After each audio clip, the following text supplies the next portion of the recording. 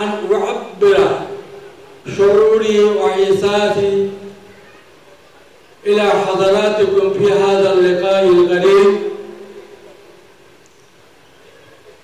بمناسبة هذه الحفلة المتميزة التي انعقدت بمحاضرة رابطة الكنديين من قسم القرآن والدراسات الإسلامية. أشكر المسؤولين لإتاحة لي هذه الفرصة، وأرد الاحترام الإكرام والضيافة الشائقة، حيث أنني أشعر اليوم بالفخر والاعتذار والتشجيع والاعتذار.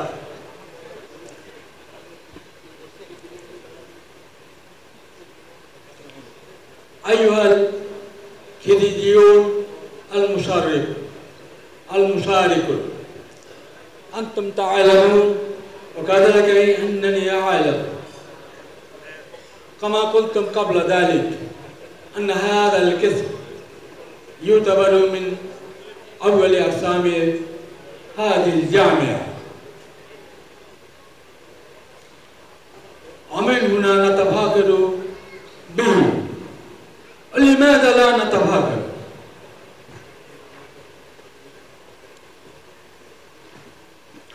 في هذه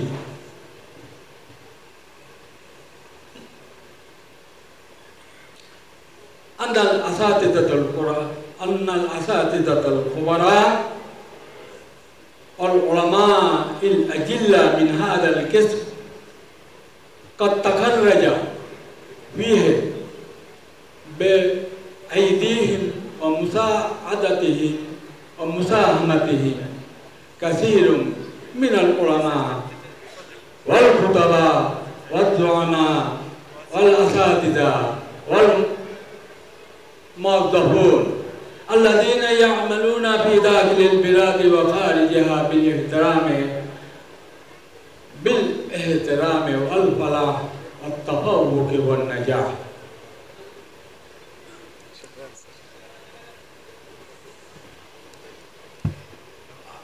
على كل حال، أخيرا أنا أشكر لإتاحة لي هذه الفرصة، وأخيرا وليس آخرا نرجو الله سبحانه وتعالى لجميعنا التوفيق والنجاح في حياتنا اليومية والحياة القادمة. ووفقنا الله سبحانه وتعالى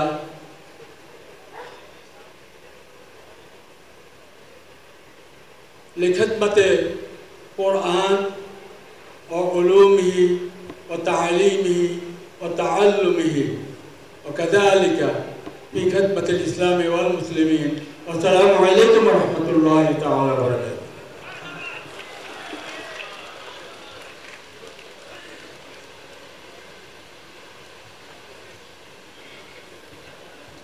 شكرا لسماحة أستاذنا الدكتور طاهر أحمد لحسن إلقائه وكلماته وتوجيهاته।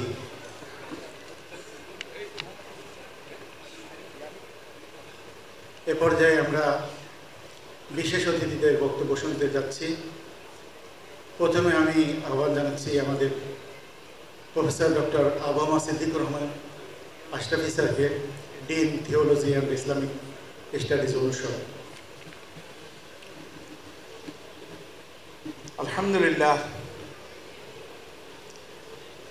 আলহামদুলিল্লাহ সুম্মা আলহামদুলিল্লাহ।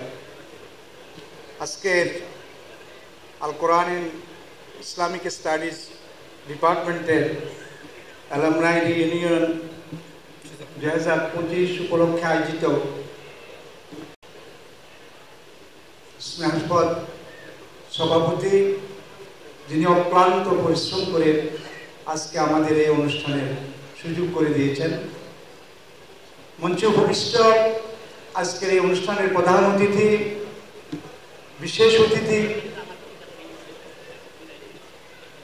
মঞ্চে উপবিষ্ট আমার শ্রদ্ধাভাজন শিক্ষক, আল কোরআন এন্ড ইসলামিক স্টাডিজ ডিপার্টমেন্টের প্রতিষ্ঠাতা শিক্ষক, শ্রদ্ধাভাজন professor doctor Tahir Ahmed sir, মঞ্চে উপবিষ্ট আকিজ গ্রুপের শ্রদ্ধাভাজন চেয়ারম্যান ডাক্তার মহিউদ্দিন, আমার সামনে আমার আসাদায়ে কেরাম, বিশেষ করে আমার শিক্ষক ডক্টর ইয়াহিয়াউর রহমান স্যার, আমার শিক্ষক ডক্টর এবিএম হিজবুল্লাহ স্যার, বিভিন্ন ডিপার্টমেন্টের শিক্ষক মন্ডলী, আমার সামনে উপবিষ্ট আমার স্নেহাস্পদ অ্যালামনাই বৃন্দ, সাংবাদিক বৃন্দ, আসসালামু আলাইকুম ওয়া রাহমাতুল্লাহি ওয়া বারাকাতুহু। আসলে আমি বিশেষ অতিথি হিসেবে আজকে পরিচয় দেওয়াটা আমার কাছে কেমন একটা বিব্রত বোধ করছি।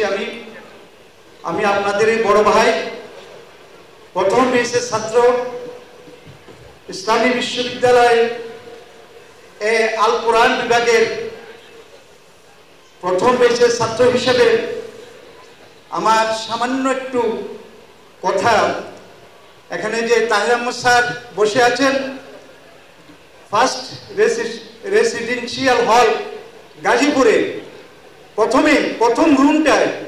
রুমটা কক্ষটা আমার হাতে চাবিটা তুলে দিয়েছেন। আমার সাথে ছিলেন আমার আরো 3 বন্ধু, আনোয়ার, খুরশেদ এবং ইলিয়াস। এনারা এখানে উপস্থিত হন নাই। বলতে পারেন প্রথম আবাসিক হলের প্রথম ছাত্র হিসেবে আমাদের হাতে চাবি তুলে দিয়েছিলেন। আমি আজকে আবেগ আপ্লুত, ভাষা খুঁজে পাচ্ছি না। আমরা অনেকবার চেষ্টা করেছি। 2016 সালে 3 দিন আগে এই ইসলামী বিশ্ববিদ্যালয়ের ফেসিস্ট সরকার আমাদেরকে আমাদের অ্যালামনাই করতে দেয়নি। অত্যন্ত বরাকান্ত হৃদয় বলতে হয়, ওই সময় আমি ফ্যামিলি পর্যায় পর্যন্ত আমি নিগৃহের শিকার হয়েছি। গোয়েন্দা সংস্থা আমাকে বারবার ফোন দিয়ে আমার ছেলে সন্তানকে কোথায় কি করে এগুলো পর্যন্ত আমাকে নিয়েছেন।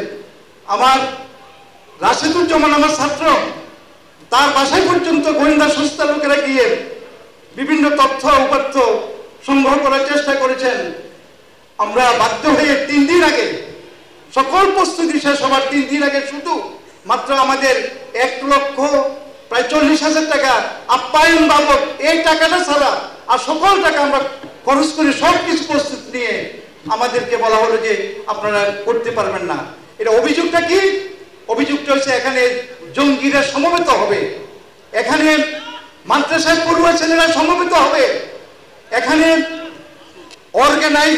অর্গানাইজ করে সুসংগঠিত হয়ে একটা বড় ধরনের মুশাওয়ারা হবে, এই জাতীয় অপবাদ দিয়ে। অথচ আমরা এর ধারে কাছেও আমরা ছিলাম না। যাই হোক, আজকে আল্লাহর কি মহিমা, আল্লাহর কি দয়া এবং অনুগ্রহ, দুপুর বেলায় ভাত রান্না করা হয়েছিল খাওয়ার জন্য, আর সেই ভাত খেয়েছে, সে রান্না করা গোশত এবং মুরগি এগুলো খেয়েছে সাধারণ জনগণ, ভাত খাওয়ারও সুযোগ পায় নাই। এই ফ্যাসিস্ট সরকার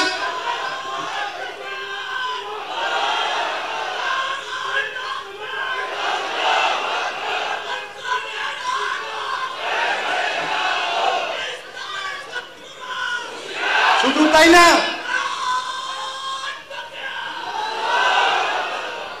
তাই না, আমাদের আল কোরআন সেমিনার কক্ষে, সেমিনার লাইব্রেরিতে, সেন্ট্রাল সেমিনার লাইব্রেরিতে আমরা কোন কোরআনের তাফসীর রাখতে পারবো সেটাও আমাদেরকে বলে দেওয়া হয়েছিল। আমরা কোন আরবি কিতাব পড়াতে পারবো সেটাও বলে দেওয়া হয়েছিল। স্বামী বাপলা আফজাল পৃথিবীতে নাই, তুমি চলে গিয়েছ।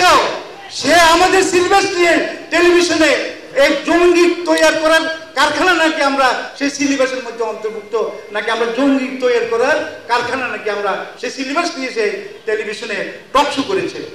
আমরা আল্লাহ রাব্বুল আলামিনের কাছে বিচার দিয়েছিলাম, আর সে আজিম যিনি আছেন তার কাছে বিচার দিয়েছিলাম।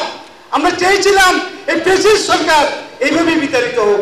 আল্লাহ রাব্বুল আলামিন আমাদেরকে কবুল করেছেন। সম্মানিত আলমনাই বিন্দু, আপনারা আল কোরআনের গবেষক, আপনারা আল কোরআনের ফাঁকি, আপনারা আল কোরআনের পতাকাকে বিশ্বের দরবারে আপনারা উড্ডীন করবেন। আল কোরআন কখনোই পরাজিত হয় না, আল কোরআন কখনো পরাজিত হবে না, এটা আল্লাহরই ঘোষণা। সুতরাং আল কোরআনকে ধারণ করে, আল কোরআনের শিক্ষাকে ধারণ করে আমাদেরকে প্রত্যেকটা কাজে অগ্রসর হতে হবে। আপনাদেরকে আবারও থিওলজিয়ান ইসলামিক স্টাডিজ অনুষদের পক্ষ থেকে আমি একজন সাবেক অ্যালামনাই হিসেবে আপনাদেরকে অভিনন্দন জানাচ্ছি। আমরা আপনাদের কোনো এই যে আবাসন সব কিছু মিলে আমরা কিছুই করতে পারি নাই, আপনাদেরকে মেহমানদারি করতে পারি নাই। আপনারা ক্ষমা সুন্দর দৃষ্টিতে আমাদের এই সমস্ত কার্যক্রমগুলো দেখবেন।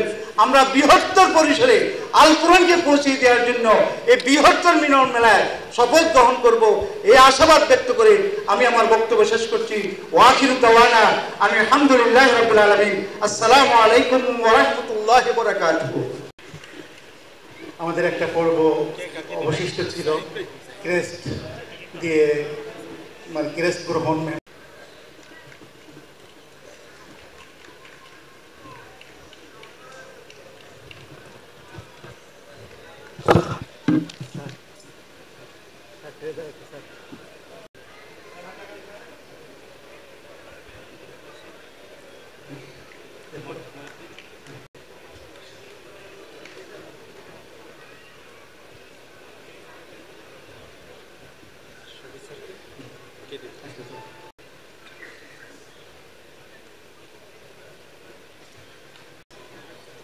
ভারপ্রাপ্ত ভাইস চ্যান্সেলর,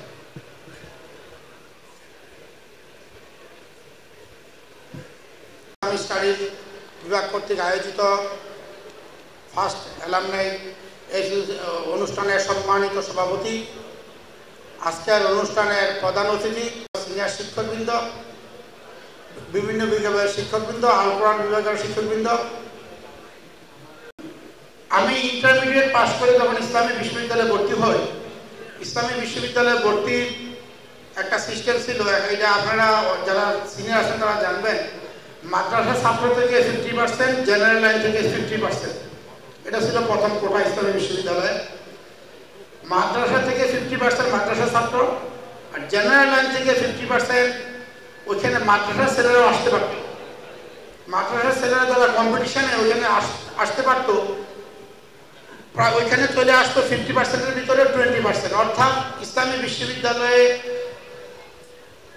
88-89 পর্যন্ত আমি বলবো বিভিন্ন আল কোরআন অ্যান্ড দাওয়া বাদে অন্য সাবজেক্টগুলোর কথা বলছি, ওইখানে ল ছিল টোটালি মাদ্রাসা ছাত্রদের।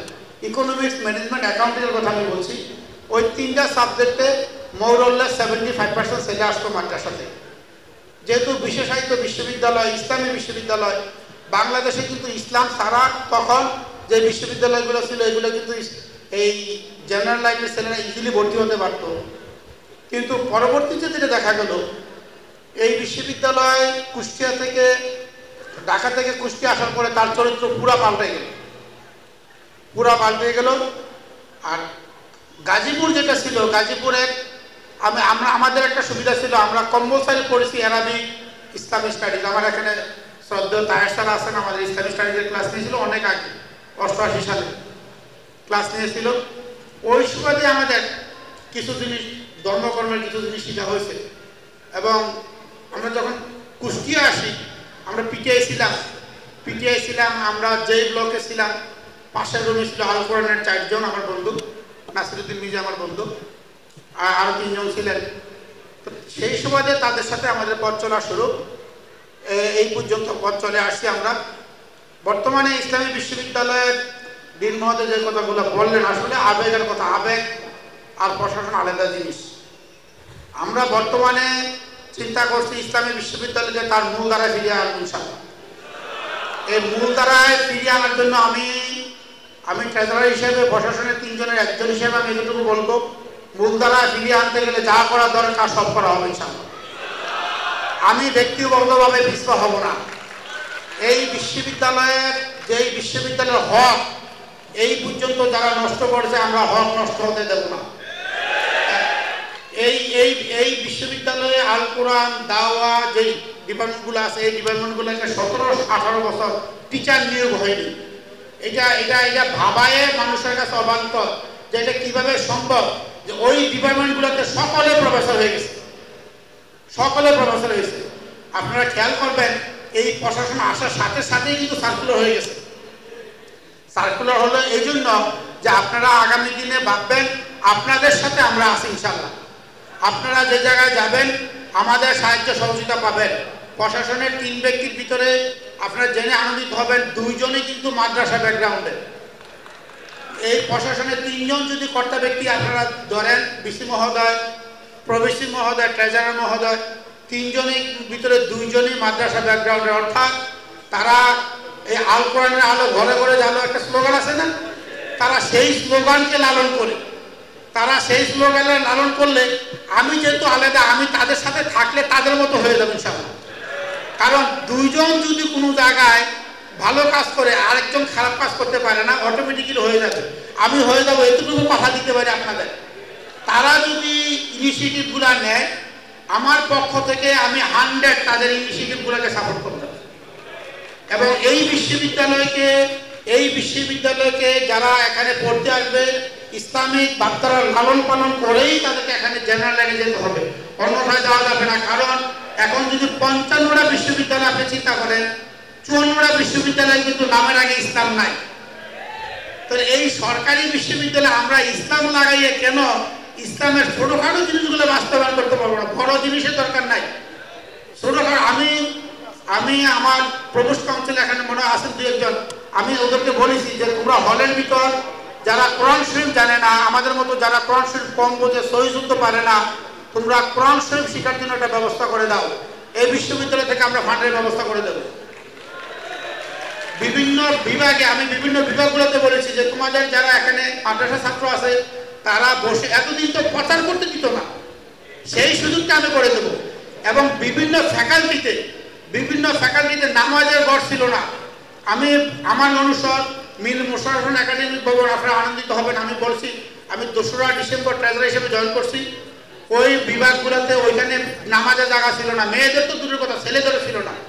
আমি ট্রেজারার হওয়ার পরে বলেছি যে অবশ্যই নামাজের ব্যবস্থা করতে হবে, নামাজের ঘর করতে হবে, মেয়েদের জন্য একটা নামাজের ঘর করতে হবে। কারণ জোহরের নামাজটা মেয়েরা কোথায় পড়বে, নামাজ কাজে হয়ে যাবে। সেই জন্য এলামনাই যারা আছেন আমাদেরকে পরামর্শ দিবেন। আমরা আশা করি আপনাদের পরামর্শ নিয়ে এই বিশ্ববিদ্যালয়ের হারানো গতি ফিরিয়ে নিয়ে আসবো ইনশাল্লাহ। এই হারানো গতি ফিরিয়ে নেওয়ার জন্য আপনাদের এই আল কোরআন এই বিশ্ববিদ্যালয়ে প্রথম মনে হয় এই শরিয়া অনুষদ থেকে আমাদের ধর্মতত্ত্ব শরিয়া অনুষদ থেকে একজন কর্তা ব্যক্তি হলেন। যদি এই জুলাইয়ের অভ্যর্থনা না হতো, স্বপ্নেও আপনারা ভাবতে পারতেন না যে এই ধর্মতত্ত্ব অনুষদ থেকে অন্তত ওই চেয়ারে দিয়ে কাউ বসে। এইটা কিন্তু আপনাদের স্বপ্ন একেবারেই স্বপ্ন এবং বাস্তব। এখন আপনারা এই চেয়ারে দেখতেছেন আপনাদের একজন কর্তা ব্যক্তি এখানে আছে। কারণ কর্তা ব্যক্তির উপর আপনাদের আবদার থাকবে, আশা করি আপনাদের আবদারগুলো উনি বাস্তবায়ন করবে এবং আমার সহযোগিতা পাবে ইনশাআল্লাহ। বিসি মহোদয় থাকলে ভালো হতো। বিসি মহোদয় ধর্মীয় শিক্ষা বা ইসলামিক বিশ্ববিদ্যালয়কে তার পূর্বাবস্থা ফিরিয়ে নেওয়ার জন্য আন্তরিক, শতভাগ আন্তরিক, 99 না শতভাগ আন্তরিক। আপনাদের সহযোগিতা পেলে ইসলামী বিশ্ববিদ্যালয় পূর্বের বাপদারা ফিরে আসবে ইনশাল্লাহ। সবাইকে ধন্যবাদ। আসসালামু আলাইকুম ওয়া রাহমাতুল্লাহি ওয়া বারাকাতুহু। ধন্যবাদ ট্রেজারার স্যারকে এই সুন্দর উপস্থাপনার জন্য। আমরা অনুপ্রাণিত, আমরা এতদিন যা চেয়ে আসছিলাম আজকে তা পেতে যাচ্ছি, এজন্য আল্লাহ তাআলা শুকরিয়া আদায় করছি। 1 মিনিটের যুক্ত করছেন আজকের এই অনুষ্ঠানের guest of honour doctor Sheikh Mohiuddin, chairman Akij group. আমি শেখ ডাক্তার মহিউদ্দিন স্যারকে অনুরোধ জানাচ্ছি তার বক্তব্য উপস্থাপনের জন্য। আপনাদের এখানে আসছে যে এইখানে এসে আমি সত্যি আমি কিছু সংবাদ শুনে আমি খুব আশ্চর্য হয়েছি যে এখানে এতদিন ধরে একটা এক্স স্টুডেন্টরা যারা আপনারা আছেন তাদেরকে একসাথে বসার তৌফিক হয়নি। এটা শুনে আমার কাছে খুব আশ্চর্য লাগে। আসলে শুধু এইটা না, সারা বাংলাদেশে একই অবস্থা যে আমরা যারা দিনের কথা বলি, আল্লাহর পথের কথা বলি, তাদেরই একই সমস্যা। তারা আবার জঙ্গি হয়ে যায়, তারা জামাত হয়ে যায়, রাজাকার হয়ে যায়, এই সমস্যা। এইখান থেকে আমাদেরকে বেরোতে গেলে আমাদের সবাইকে প্রচেষ্টা করতে হবে, সবার প্রচেষ্টা এখানে প্রয়োজন। এখানে আমি দু একটি কথা বলতে চাই। আমার এই জীবনের শেষ প্রান্তে এসে দাঁড়িয়ে যেটা উপলব্ধি হয়েছে আমার সেই উপলব্ধি থেকে, আমি আপনাদের মতো কোরআনের ছাত্র না, তবে কোরআনের ছাত্রের ছাত্র হওয়ার চেষ্টা করতেছি। কোরআনের ছাত্র হতে পারবো না, কোরআনের ছাত্রের ছাত্র। যেন আমি বলি আমাদের মুফতি আমির হামজা ভাইকে বলে যে উনি আপনি আমার শিক্ষক, আবার আপনি আমার ছোট ভাই। কথা বোঝা গেছে নাকি? তো এই যেমন আপনারা হচ্ছে আমার অনেকে ছোট ভাই, ম্যাক্সিমাম আমার ছোট ভাই হবে, আর আপনারা হচ্ছে আমার শিক্ষক। এই শিক্ষক হিসেবে আমি যেটুকু আমার জীবনের উপলব্ধি হয়েছে সেই উপলব্ধিটা একটু শেয়ার করতে চাই। প্রথম শেয়ারটা হলো যে আমরা দুজন মুসলিম পিপল যারা এই দুনিয়াতে আসছে, তারা আসছে দুনিয়াকে পাল্টাতে, দুনিয়াকে বদলাতে, পৃথিবীকে বদলাতে, বাংলাদেশকে বদলাতে না। এই স্বপ্ন নিয়ে আমাদেরকে সবসময় থাকতে হবে এবং এই স্বপ্ন যারা লালন করবে তাদেরকে সূরা আসরের ওই আয়াতটা মনে রাখতে হবে, বিসমিল্লাহির রহমানির রহিম, ওয়ালাসরি ইন্নাল ইনসানা লাফি খুসর ইল্লাল্লাযীনা আমানু ওয়া আমিলুস সালিহাতি ওয়া তাওয়াসাউ বিল হক ওয়া তাওয়াসাউ বিস সাবর। আপনি পরিষ্কার ঘোষণা, এখানে কিন্তু কোনো অস্পষ্টতা নাই। এখানে আমি শেখ মহিউদ্দিন বাদ নেই, এখানে মানে আমাদের যে আমরা সবাই ক্ষতির মধ্যে আছি, এখানে শেখ মহিউদ্দিন বাদ নেই, বিসি সাহেব বাদ নেই, আপনারা কেউ বাদ নেই, কোন নবীদেরকে বাদ দেওয়া যায়নি। ইল্লাল একটা কথা বলা হয়েছে, ইল্লাল্লাযীনা আমানু। এখন এখানে আপনারা জানেন সবাই যে তিনটা আয়াত পরপর বলে দেওয়া হয়েছে একটা সাথে, ইল্লাল্লাযীনা আমানু ওয়া আমিলুস সালিহাত, তারপর তাওয়াসাউ বিল হক ওয়া তাওয়াসাউ বিস সাবর। আমি শুধু লাস্টের দুটো কথা বলতে চাই, আমি প্রথম কথা ব্যাখ্যা দিতে চাই না, লাস্টের কথা বলতে চাই। আমরা যারা হকের পথে থাকবো তাদের বিপদ আসবেই, যারা হকের পথে থাকবো তাদের বিপদ আসবেই। সুতরাং এই জেনেই এর কথা বাড়াতে আমরা যারা হকের পথে থাকতে চাই, এই জন্য আল্লাহ পাক পরবর্তী আয়াতে বললেন আমাদের সবর করতে হবে। সবর আমি কোরআন পড়ে যা বুঝেছি দুইটা ধরনের সবর। একটা হচ্ছে ইন্নাল্লাহ মা'আস সাবিরিন, আল্লাহ পাক বলছেন যে সবরকারীদের সাথে আমি আছি। আরেকবার বলছেন সূরা মারিদে, বিসমিল্লাহির রহমানির রহিম, ফাসবির সাবরান জামিলা, ফাসবির সাবরান জামিলা। এই সাবর জামিলা অর্থ সেই আমি যেটা বলেছি, আপনাদের আমার থেকে আপনারা অনেক জ্ঞানী মানুষ, আপনাদের কাছে এই কোরআন তেলাওয়াত করা আমার বোকামি হতে পারে, তবে আমার উপলব্ধি থেকে আমি যেটা বলেছি সেটা বলছি। এই ফাসবির সাবরান জামিলা অর্থ কেন, এটা যেটা আল্লাহ মিন করেছেন আমি যেটা বুঝতে পেরেছি, সেই সবর, সে জবর ইব্রাহিম আলাইহিস সালাম যে সবর করেছিলেন, তাকে যখন আগুনে ফেলানো হয়েছিল তখন সবর। কিন্তু সবরের অনেকগুলো গ্রেড আছে। এই গ্রেডটা কখন আসবে? এই গ্রেডটা কখন আসবে? যখন মানুষ আল্লাহর ইবাদতে একবার নিবিড় থাকবে, একদম 100% তার রবুয়াত মেনে নেবে। এই স্বপ্ন নিয়ে আমাদেরকে কোরআন পড়তে হবে। আমরা কোরআন পড়বো মানুষকে বলার জন্য শুধু না, আমরা কোরআন পড়ে আমাদের নিজেদেরকে জীবনের বাস্তবায়ন করার জন্য। নিজেদের জীবনের বাস্তবায়ন যদি কোরআন না থাকে, আমাদের কথায় কারো তাসির হবে না, এটা পরিষ্কার। কারণ তাসির হবে না কেন? যে আমাদের জীবনে যে কোরআন নাই। প্রিয় ভাইরা, যারা আগামীতে এই কোরআনের পরীক্ষায় আসতে চাচ্ছেন, সামনে তাদের কিন্তু বিপদ হবেই, এটা মনে করতে হবে এক কথা। আর আমাদের জীবনকে পাল্টাতে হবে। আমাদের জীবনকে যদি না পাল্টায় তাহলে আমরা মানুষের সামনে কোরআনের কথা বলতে পারবো না। আর মানুষের সামনে কোরআনের দায়িত্ব দিয়ে কিন্তু আমাদের পাঠাচ্ছে। আমরা যদি কোরআনকে ধারণ করি তাহলে আমরা পৃথিবীকে পাঠাতে পারবো ইনশাআল্লাহ। এটা কোরআনে আল্লাহ পাকের কথা, এটা আমি আপনাদের সামনে বলার দরকার নেই, এটা আপনারা বলছেন। তো আমি এখানে এসে ইন্সপায়ার্ড হয়েছি। আমি আপনাদের যারা অগ্রজ, যারা এক্স স্টুডেন্ট, তাদেরকে আমি বলতে চাই যে আমাদেরকে পাল্টাতে হবে। আমাদের সব কিছুকে আমরা পাল্টাতে চাই এবং আমাদের পাল্টাতে চাই অ্যাকর্ডিং টু হোলি কোরআন। এখানে আমরা কোনো আপোষ করবো না, যে আপোষ করবে তারই সমস্যা। আপনি আমাকে বলেন, আপনাকে আমি বলবো। আমাদের ভিতরে এই প্রতিযোগিতা শুরু হোক যে আমরা কিভাবে কোথায় কোথায় আমরা কোরআনের আলোর পত্রিকা চালাতে চাই। এবং আমরা এই বিশ্ববিদ্যালয় যেভাবে সমস্যা হয়েছিল এই বিশ্ববিদ্যালয় যে উদ্দেশ্য প্রতিষ্ঠা হয়েছিল সেই উদ্দেশ্য থেকে ব্যাহত হয়েছে। আমি মাঝে মাঝে এখানে যেতাম, বলতাম যে এটা অন ইসলামিক বিশ্ববিদ্যালয়, ইসলামী বিশ্ববিদ্যালয়, এটা অইসলামী বিশ্ববিদ্যালয়। আমি আমার বন্ধুদের বলতাম এটা ইসলামী বিশ্ববিদ্যালয় হয়নি, কারণ আমরা ইসলাম থেকে সরে গেছি। আমরা যে ফ্যাসিস্ট সরকার আমরাই তৈরি করেছি, এই জন্য আমরাই দায়ী, আমরাই দায়ী। আমি বলেছি কিন্তু আমরাই দায়ী, কারণ আমরাই লালন পালন করেছি। আমরা অনেকে প্যাট্রোনাইজ করেছি, আমিও করেছি। প্রধান প্রিয় ভাইরা, আমরা এখান থেকে শিক্ষা নিতে হবে। আমরা আগামীতে এই প্রজন্ম আগামী পৃথিবীকে পাল্টাতে চায়। আগামী পৃথিবী পাল্টাতে গেলে কোরআন দিয়ে পাল্টাতে হবে। আগামী দিনের পৃথিবী আসবে কোরআনের পৃথিবী। সুতরাং সেই স্বপ্ন নিয়ে আমাদের যাত্রা শুরু হোক, এই দোয়া করছি। আর আপনারাও দোয়া করবেন যেন আমার জীবনটা কোরআন দিয়ে পাল্টে যায়। প্রিয় ভাইরা, আসসালামু আলাইকুম ওয়া রাহমাতুল্লাহ।